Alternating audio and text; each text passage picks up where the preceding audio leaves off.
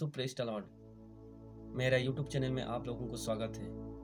प्यारे दोस्तों, आज का पहला पाठ पहला शमूएल अध्याय 3 वचन 1 से लेकर 10 तक और 19 से लेकर 20 तक। युवक शमूएल एली के निरीक्षण में प्रभु की सेवा करता था।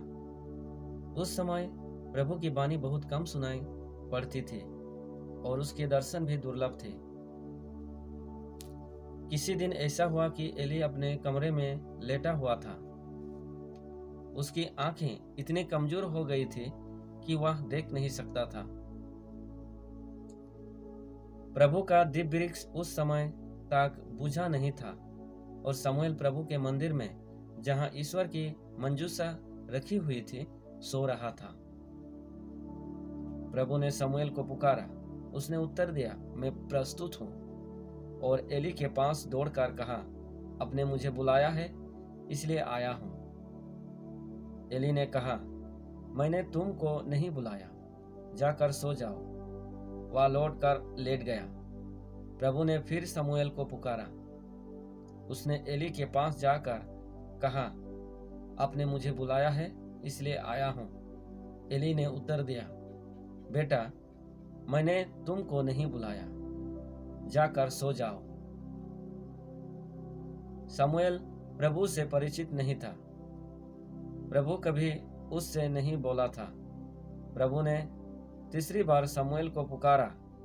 वह उठकर एली के पास गया और उसने कहा, आपने मुझे बुलाया, इसलिए आया हूं। तब एली समझ गया कि प्रभु युवक को बुला रहा है। एली ने शमूएल से कहा, जाकर सो जाओ। यदि तुमको फिर बुलाया जाएगा तो या कहना, प्रभु बोल, तेरा सेवक सुन रहा है। शमूएल गया और अपने जगह लेट गया। प्रभु उसके पास आया और पहले की तरह उसने पुकारा, शमूएल, शमूएल। शमूएल ने उत्तर दिया, बोल, तेरा सेवक सुन रहा है। शमूएल बढ़ता गया। प्रभु उसके साथ रहा और उसने शमूएल को जो वचन दी थी, उनमें से एक को भी मिट्टी में नहीं मिलने दिया।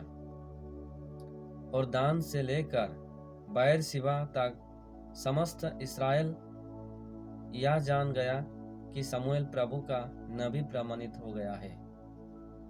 इस वचन में परमेश्वर हमें यह सीख देता है कि जिस तरह वचन में शमूएल नाम के युवक परमेश्वर की आवाज को पहचान कर और परमेश्वर की आज्ञा को मानकर अपने जीवन में लागू कर अपने जीवन को